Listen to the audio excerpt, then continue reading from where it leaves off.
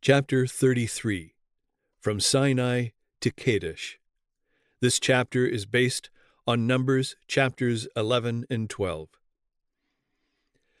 The building of the tabernacle was not begun for some time after Israel arrived at Sinai, and the sacred structure was first set up at the opening of the second year from the Exodus. This was followed by the consecration of the priests, the celebration of the Passover, the numbering of the people, and the completion of various arrangements essential to their civil or religious system, so that nearly a year was spent in the encampment at Sinai. Here their worship had taken a more definite form. The laws had been given for the government of the nation, and a more efficient organization had been effected preparatory to their entrance into the land of Canaan. The government of Israel was characterized by the most thorough organization, wonderful alike for its completeness and its simplicity. The order so strikingly displayed in the perfection and arrangement of all God's created works was manifest in the Hebrew economy. God was the center of authority and government, the sovereign of Israel. Moses stood as their visible leader, by God's appointment to administer the laws in his name. From the elders of the tribes, a council of 70 was afterward chosen to assist Moses in the general affairs of the nation. Next came the priests, who consulted the Lord in the sanctuary. Chiefs, or princes, ruled over the tribes. Under these were captains over thousands, and captains over hundreds, and captains over 50s, and captains over 10s, and lastly, officers who might be employed for special duties. Deuteronomy 1, verse 15. The Hebrew camp was arranged in exact order. It was separated into 3 great divisions, each having its appointed position in the encampment. In the center was the tabernacle, the abiding place of the invisible king. Around it were stationed the priests and Levites. Beyond these were encamped all the other tribes. To the Levites was committed the charge of the tabernacle and all that pertained thereto, both in the camp and on the journey. When the camp set forward, they were to strike the sacred tent. When a halting place was reached, they were to set it up. No person of another tribe was allowed to come near on pain of death. The Levites were separated into 3 divisions, the descendants of the 3 sons of Levi, and each was assigned its special position and work. In front of the tabernacle, and nearest to it, were the tents of Moses and Aaron. On the south were the Kohathites, whose duty it was to care for the ark and the other furniture. On the north, Merarites, who were placed in charge of the pillars, sockets, boards, etc. In the rear, the Gershonites, to whom the care of the curtains and hangings were committed. The position of each tribe also was specified. Each was to march and to encamp beside its own standard, as the Lord had commanded. Every man of the children of Israel shall pitch by his own standard, with the ensign of their father's house.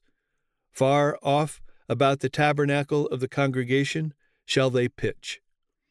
As they encamp, so shall they set forward, every man in his place by their standards. Numbers 2, verses 2 and 17. The mixed multitude that had accompanied Israel from Egypt were not permitted to occupy the same quarters with the tribes, but were to abide upon the outskirts of the camp, and their offspring were to be excluded from the community until the 3rd generation. Deuteronomy 23, verses 7 and 8. Scrupulous cleanliness, as well as strict order throughout the encampment and its environs, was enjoined. Thorough sanitary regulations were enforced. Every person who was unclean from any cause was forbidden to enter the camp.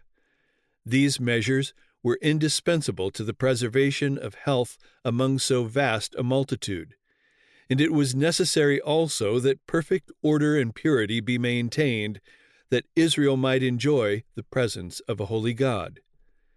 Thus he declared, "The Lord thy God walketh in the midst of thy camp, to deliver thee, and to give up thine enemies before thee. Therefore shall thy camp be holy." In all the journeyings of Israel, the ark of the covenant of the Lord went before them, to search out a resting place for them. Numbers 10, verse 33. Borne by the sons of Kohath, the sacred chest containing God's holy law was to lead the van. Before it went Moses and Aaron, and the priests bearing silver trumpets were stationed near. These priests received directions from Moses, which they communicated to the people by the trumpets. It was the duty of the leaders of each company to give definite directions concerning all the movements to be made, as indicated by the trumpets. Whoever neglected to comply with the directions given was punished with death. God is a God of order. Everything connected with heaven is in perfect order. Subjection and thorough discipline mark the movements of the angelic host. Success can only attend order and harmonious action. God requires order and system in his work now no less than in the days of Israel. All who are working for him are to labor intelligently, not in a careless, haphazard manner. He would have his work done with faith and exactness, that he may place the seal of his approval upon it. God himself directed the Israelites in all their travels. The place of their encampment was indicated by the descent of the pillar of cloud, and so long as they were to remain in camp, the cloud rested over the tabernacle. When they were to continue their journey, it was lifted high above the sacred tent. A solemn invocation marked both the halt and the departure. It came to pass, when the ark set forward, that Moses said, "Rise up, Lord, and let thine enemies be scattered, and let them that hate thee flee before thee." And when it rested, he said, "Return, O Lord, unto the many thousands of Israel." Numbers 10, verses 35 and 36. A distance of only 11 days' journey lay between Sinai and Kadesh, on the borders of Canaan, and it was with the prospect of speedily entering the goodly land that the hosts of Israel resumed their march when the cloud at last gave the signal for an onward movement. Jehovah had wrought wonders in bringing them from Egypt, and what blessings might they not expect now that they had formerly covenanted to accept him as their sovereign, and had been acknowledged as the chosen people of the Most High. Yet it was almost with reluctance that many left the place where they had so long encamped. They had come almost to regard it as their home. Within the shelter of those granite walls, God had gathered his people, apart from all other nations, to repeat to them his holy law. They loved to look upon the sacred mount, on whose hoary peaks and barren ridges the divine glory had so often been displayed. The scene was so closely associated with the presence of God and holy angels that it seemed too sacred to be left thoughtlessly or even gladly. At the signal from the trumpeters, however, the entire camp set forward, the tabernacle borne in the midst, and each tribe in its appointed position under its own standard. All eyes were turned anxiously to see in what direction the cloud would lead. As it moved toward the east, where were only mountain masses huddled together, black and desolate, a feeling of sadness and doubt arose in many hearts. As they advanced, the way became more difficult. Their route lay through stony ravine and barren waste. All around them was the great wilderness, a land of deserts and of pits, a land of drought and of the shadow of death, a land that no man passed through and where no man dwelt. Jeremiah 2, verse 6. The rocky gorges, far and near, were thronged with men, women, and children, with beasts and wagons, and long lines of flocks and herds. Their progress was necessarily slow and toilsome, and the multitudes, after their long encampment, were not prepared to endure the perils and discomforts of the way. After 3 days' journey, open complaints were heard. These originated with the mixed multitude, many of whom were not fully united with Israel, and were continually watching for some cause of censure. The complainers were not pleased with the direction of the march, and they were continually finding fault with the way in which Moses was leading them, though they well knew that he, as well as they, was following the guiding cloud. Dissatisfaction is contagious, and it soon spread in the encampment. Again they began to clamor for flesh to eat. Though abundantly supplied with manna, they were not satisfied. The Israelites, during their bondage in Egypt, had been compelled to subsist on the plainest and simplest food. But then keen appetite induced by privation and hard labor had made it palatable. Many of the Egyptians, however, who were now among them, had been accustomed to a luxurious diet, and these were the first to complain. At the giving of the manna, just before Israel reached Sinai, the Lord had granted them flesh in answer to their clamors, but it was furnished them for only 1 day.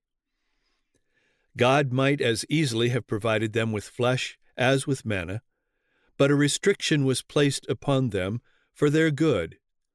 It was his purpose to supply them with food better suited to their wants than the feverish diet to which many had become accustomed in Egypt. The perverted appetite was to be brought into a more healthy state, that they might enjoy the food originally provided for man, the fruits of the earth which God gave to Adam and Eve in Eden. It was for this reason that the Israelites had been deprived, in a great measure, of animal food. Satan tempted them to regard this restriction as unjust and cruel.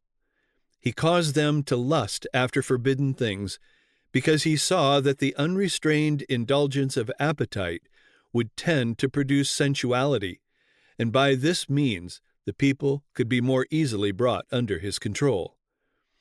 The author of disease and misery will assail men where he can have the greatest success.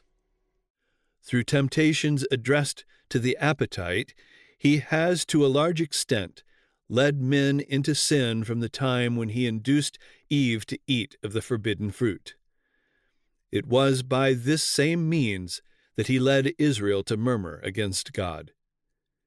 Intemperance in eating and drinking, leading as it does to the indulgence of the lower passions, prepares the way for men to disregard all moral obligations. When assailed by temptation, they have little power of resistance. God brought the Israelites from Egypt, that he might establish them in the land of Canaan, a pure, holy, and happy people. In the accomplishment of this object, he subjected them to a course of discipline, both for their own good and for the good of their posterity. Had they been willing to deny appetite in obedience to his wise restrictions, feebleness and disease would have been unknown among them. Their descendants would have possessed both physical and mental strength. They would have had clear perceptions of truth and duty, keen discrimination, and sound judgment. But their unwillingness to submit to the restrictions and requirements of God prevented them to a great extent from reaching the high standard which he desired them to attain, and from receiving the blessings which he was ready to bestow upon them. Says the psalmist, "They tempted God in their heart by asking meat for their lust. Yea, they spake against God, they said, "Can God furnish a table in the wilderness? Behold, he smote the rock, that the waters gushed out and the streams overflowed. Can he give bread also? Can he provide flesh for his people?" Therefore the Lord heard this and was wroth. Psalm 78, verses 18 to 21. Murmuring and tumults had been frequent during the journey from the Red Sea to Sinai. But in pity for their ignorance and blindness, God had not then visited the sin with judgments. But since that time he had revealed himself to them at Horeb. They had received great light, as they had been witnesses to the majesty, the power, and the mercy of God, and their unbelief and discontent incurred the greater guilt.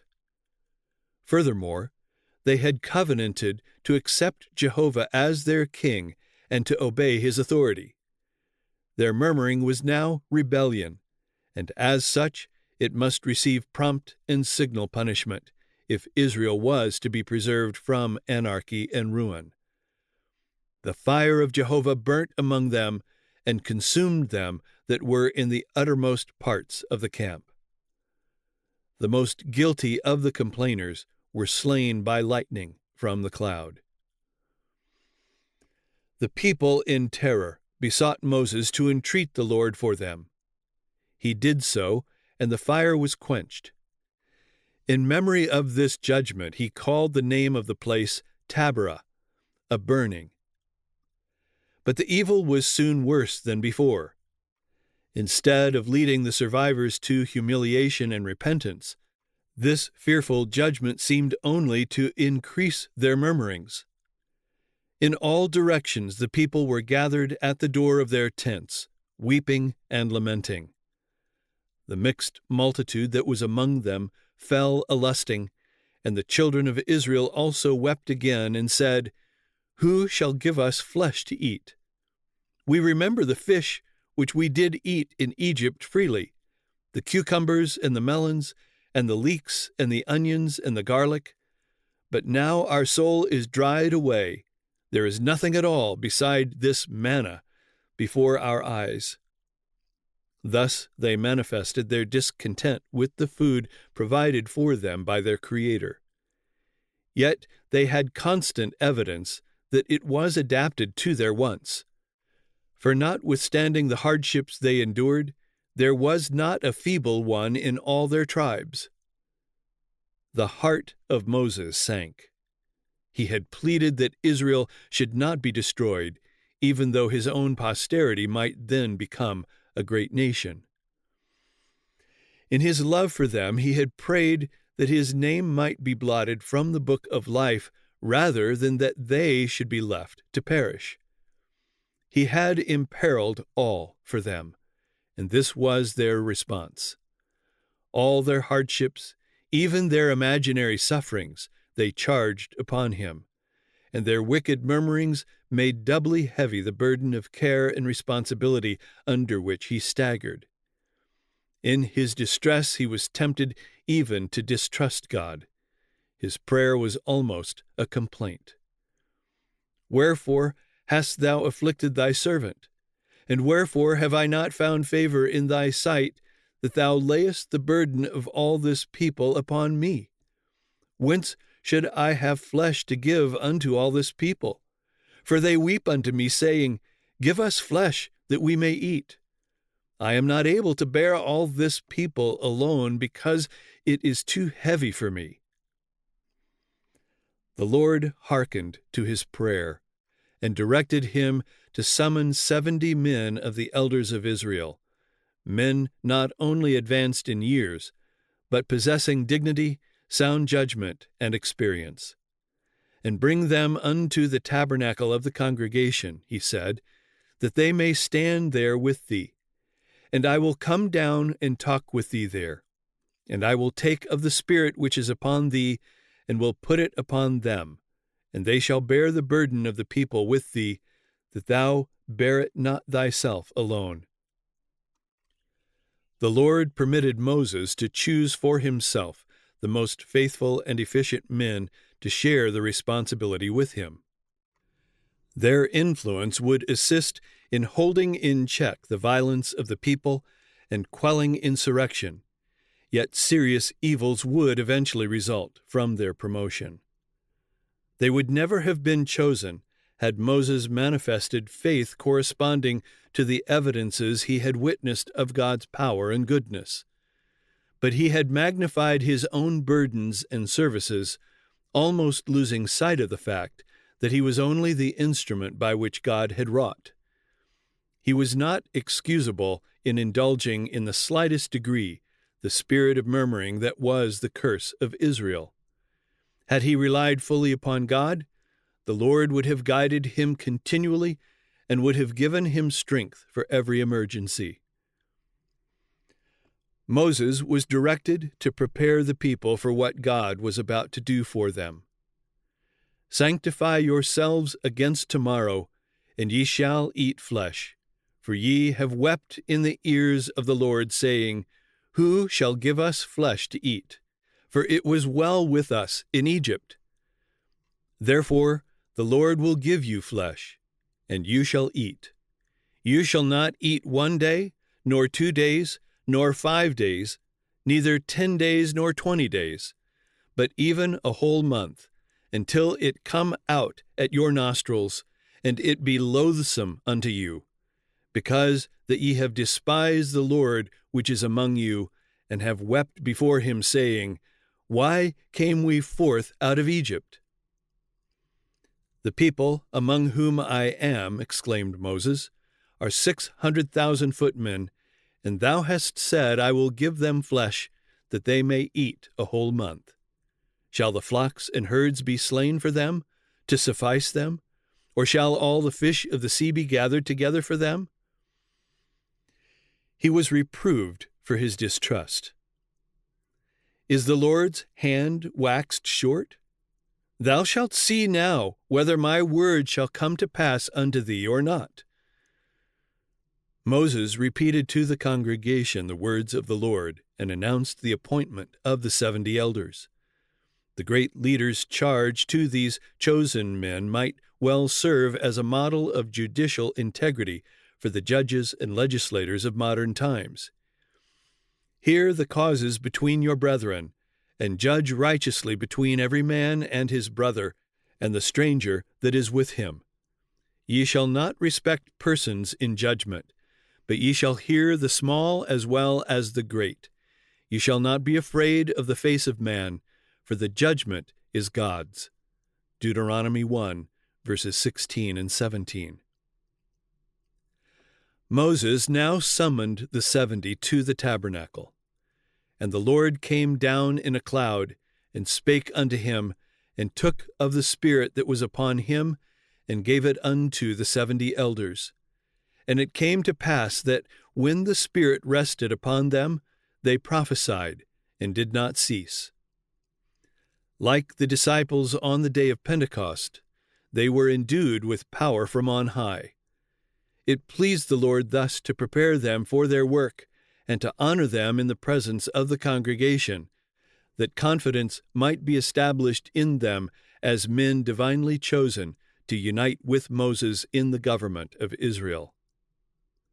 Again, evidence was given of the lofty, unselfish spirit of the great leader.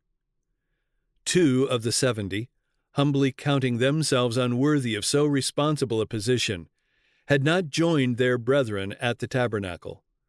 But the Spirit of God came upon them where they were, and they too exercised the prophetic gift. On being informed of this, Joshua desired to check such irregularity, fearing that it might tend to division. Jealous for the honor of his master, My lord Moses, he said, forbid them.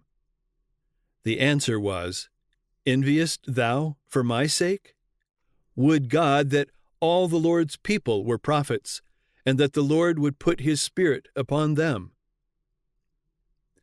A strong wind blowing from the sea now brought flocks of quails, about a day's journey on this side and a day's journey on the other side, round about the camp, and about 2 cubits above the face of the earth. Numbers 11, verse 31, Revised Version. All that day and night, and the following day, the people labored in gathering the food miraculously provided. Immense quantities were secured. He that gathered least gathered 10 omers. All that was not needed for present use was preserved by drying, so that the supply, as promised, was sufficient for a whole month. God gave the people that which was not for their highest good, because they persisted in desiring it. They would not be satisfied with those things that would prove a benefit to them. Their rebellious desires were gratified, but they were left to suffer the result. They feasted without restraint, and their excesses were speedily punished. The Lord smote the people with a very great plague.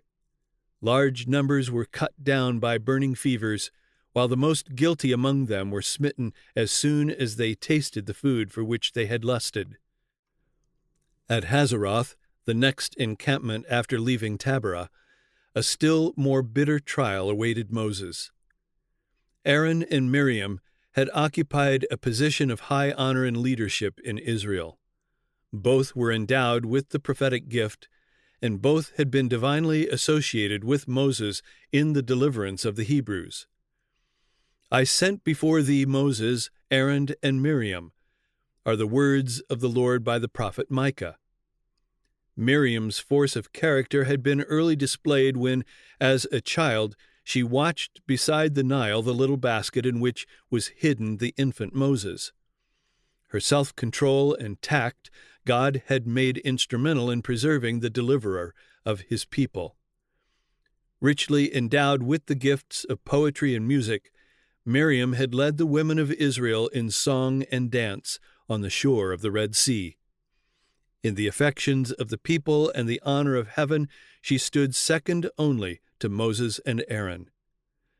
But the same evil that first brought discord in heaven sprang up in the heart of this woman of Israel, and she did not fail to find a sympathizer in her dissatisfaction. In the appointment of the 70 elders, Miriam and Aaron had not been consulted, and their jealousy was excited against Moses. At the time of Jethro's visit, while the Israelites were on the way to Sinai, the ready acceptance by Moses of the counsel of his father-in-law had aroused in Aaron and Miriam a fear that his influence with the great leader exceeded theirs. In the organization of the council of elders, they felt that their position and authority had been ignored. Miriam and Aaron had never known the weight of care and responsibility which had rested upon Moses, yet, because they had been chosen to aid him, they regarded themselves as sharing equally with him the burden of leadership, and they regarded the appointment of further assistants as uncalled for. Moses felt the importance of the great work committed to him as no other man had ever felt it. He realized his own weakness, and he made God his counselor. Aaron esteemed himself more highly and trusted less in God. He had failed when entrusted with responsibility, giving evidence of the weakness of his character by his base compliance in the matter of the idolatrous worship at Sinai. But Miriam and Aaron, blinded by jealousy and ambition, lost sight of this. Aaron had been highly honored by God in the appointment of his family to the sacred office of the priesthood, yet even this now added to the desire for self-exaltation. And they said, "Hath the Lord indeed spoken only by Moses? Hath he not spoken also by us?" Regarding themselves as equally favored by God, they felt that they were entitled to the same position and authority. Yielding to the spirit of dissatisfaction, Miriam found cause of complaint in events that God had especially overruled. The marriage of Moses had been displeasing to her. That he should choose a woman of another nation, instead of taking a wife from among the Hebrews, was an offense to her family and national pride. Zipporah was treated with ill-disguised contempt. Though called a Cushite woman, the wife of Moses was a Midianite, and thus a descendant of Abraham. In personal appearance, she differed from the Hebrews in being of a somewhat darker complexion. Though not an Israelite, Zipporah was a worshipper of the true God. She was of a timid, retiring disposition, gentle and affectionate, and greatly distressed at the sight of suffering. And it was for this reason that Moses, when on the way to Egypt, had consented to her return to Midian. He desired to spare her the pain of witnessing the judgments that were to fall on the Egyptians. When Zipporah rejoined her husband in the wilderness, she saw that his burdens were wearing away his strength, and she made known her fears to Jethro, who suggested measures for his relief. Here was the chief reason for Miriam's antipathy to Zipporah. Smarting under the supposed neglect shown to herself and Aaron, she regarded the wife of Moses as the cause, concluding that her influence had prevented him from taking them into his counsels as formerly. Had Aaron stood up firmly for the right, he might have checked the evil, but instead of showing Miriam the sinfulness of her conduct, he sympathized with her, listened to her words of complaint, and thus came to share her jealousy. Their accusations were borne by Moses in uncomplaining silence. It was the experience gained during the years of toil and waiting in Midian, the spirit of humility and long-suffering there developed, that prepared Moses to meet with patience the unbelief and murmuring of the people and the pride and envy of those who should have been his unswerving helpers. Moses was very meek, above all the men which were upon the face of the earth, and this is why he was granted divine wisdom and guidance above all others. Says the Scripture, "The meek will he guide in judgment, and the meek will he teach his way." Psalm 25, verse 9. The meek are guided by the Lord because they are teachable, willing to be instructed. They have a sincere desire to know and to do the will of God. The Savior's promise is, "If any man will do his will, he shall know of the doctrine." John 7, verse 17. And he declares by the Apostle James, "If any of you lack wisdom, let him ask of God, that giveth to all men liberally, and upbraideth not, and it shall be given him." James 1, verse 5. But his promise is only to those who are willing to follow the Lord wholly. God does not force the will of any. Hence, he cannot lead those who are too proud to be taught, who are bent upon having their own way. Of the double-minded man, he who seeks to follow his own will while professing to do the will of God, it is written, "Let not that man think that he shall receive anything of the Lord." James 1, verse 7. God had chosen Moses and had put his Spirit upon him, and Miriam and Aaron, by their murmurings, were guilty of disloyalty, not only to their appointed leader, but to God himself. The seditious whisperers were summoned to the tabernacle and brought face to face with Moses. And Jehovah came down in the pillar of the cloud and stood in the door of the tabernacle and called Aaron and Miriam. Their claim to the prophetic gift was not denied. God might have spoken to them in visions and dreams. But to Moses, whom the Lord himself declared faithful in all mine house, a nearer communion had been granted. With him God spake mouth to mouth. Wherefore then were ye not afraid to speak against my servant Moses? And the anger of the Lord was kindled against them, and he departed. The cloud disappeared from the tabernacle in token of God's displeasure, and Miriam was smitten. She became leprous, white as snow. Aaron was spared, but he was severely rebuked in Miriam's punishment. Now, their pride humbled in the dust, Aaron confessed their sin and entreated that his sister might not be left to perish by that loathsome and deadly scourge. In answer to the prayers of Moses, the leprosy was cleansed. Miriam was, however, shut out of the camp for 7 days. Not until she was banished from the encampment did the symbol of God's favor again rest upon the tabernacle. In respect for her high position, and in grief at the blow that had fallen upon her, the whole company abode in Hazeroth, awaiting her return. This manifestation of the Lord's displeasure was designed to be a warning to all Israel, to check the growing spirit of discontent and insubordination. If Miriam's envy and dissatisfaction had not been signally rebuked, it would have resulted in great evil. Envy is one of the most satanic traits that can exist in the human heart, and it is one of the most baleful in its effects. Says the wise man, "Wrath is cruel, and anger is outrageous, but who is able to stand before envy?" Proverbs 27, verse 4. It was envy that first caused discord in heaven, and its indulgence has wrought untold evil among men. Where envying and strife is, there is confusion and every evil work. James 3, verse 16. It should not be regarded as a light thing to speak evil of others or to make ourselves judges of their motives or actions. He that speaketh evil of his brother and judgeth his brother speaketh evil of the law and judgeth the law.